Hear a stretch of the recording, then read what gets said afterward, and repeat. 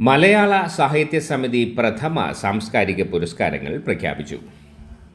മുൻ DGPയും എഴുത്തുകാരിയുമായ ശ്രീലേഖ IPSനെയും നടൻ MR ഗോപകുമാറിനെയും മലയാള സാഹിത്യ സമിതി പ്രഥമ സാംസ്കാരിക പുരസ്കാരങ്ങൾക്കായി തിരഞ്ഞെടുത്തു. ശ്രവ്യ മാധ്യമ അവാർഡ് ലഭിക്കുന്നത് ആകാശവാണി തിരുവനന്തപുരം അസിസ്റ്റന്റ് സ്റ്റേഷൻ ഡയറക്ടറും പ്രഭാതഭേരി ഉൾപ്പെടെ ജനപ്രിയ റേഡിയോ പരിപാടികളുടെ അവതാരകനും എഴുത്തുകാരനും മലയാള ഭാഷ പ്രഗത്ഭനുമായ ശ്രീകുമാർ മുഖത്തലയ്ക്കാണ്. ബലിപദം എന്ന നോവലാണ് ഈ വർഷത്തെ സാഹിത്യ ശ്രേഷ്ഠ പുരസ്കാരത്തിന് ശ്രീമതി R ശ്രീലേഖയെ അർഹയാക്കിയത്. ഗാനപ്രതിഭാ പുരസ്കാരം കാര്യവട്ടം ശ്രീകണ്ഠൻ നായർക്കും കലാ സാംസ്കാരിക ജീവകാരുണ്യ പ്രവർത്തനങ്ങളിൽ സംസ്ഥാനത്തെ ശ്രദ്ധേയ സാന്നിധ്യമായ കലാനിധിയുടെ ചെയർപേഴ്സൺ ഗീത രാജേന്ദ്രൻ കലാനിധിക്ക് മികച്ച കലാ സാമൂഹ്യ സാംസ്കാരിക പ്രവർത്തകയ്ക്കുള്ള അംഗീകാരം ലഭിക്കും.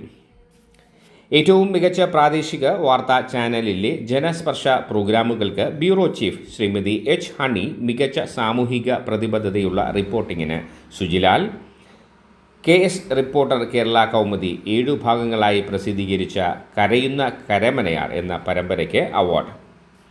സാംസ്കാരിക വാർത്താ റിപ്പോർട്ടിങ്ങിന് മഞ്ജുള ദേവി, ദീപിക രാഷ്ട്രദീപിക.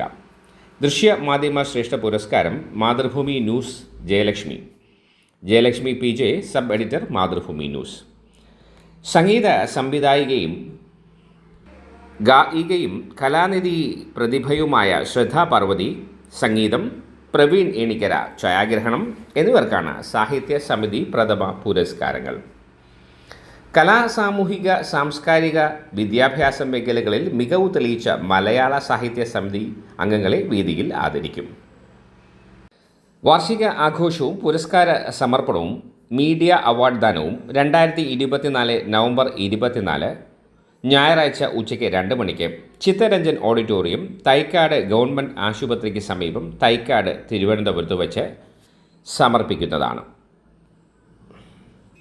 ശ്രീ മൈലച്ചൽ വിജയൻ്റെ അധ്യക്ഷതയിൽ കൂടുന്ന സമ്മേളനം ശ്രീ പ്രദീപ് തൃപ്പരപ്പിൻ്റെ സ്വാഗത പ്രസംഗത്തോടുകൂടി ആരംഭിക്കും. അവതാരക ഡോക്ടർ ശ്രദ്ധ പാർവതി. ഭദ്രദീപം തെളിയിക്കൽ ശ്രീമതി R ശ്രീലേഖ IPS. ഉദ്ഘാടനം MR ഗോപകുമാർ. മുഖ്യ അതിഥി ശ്രീകുമാർ മുഖത്തല.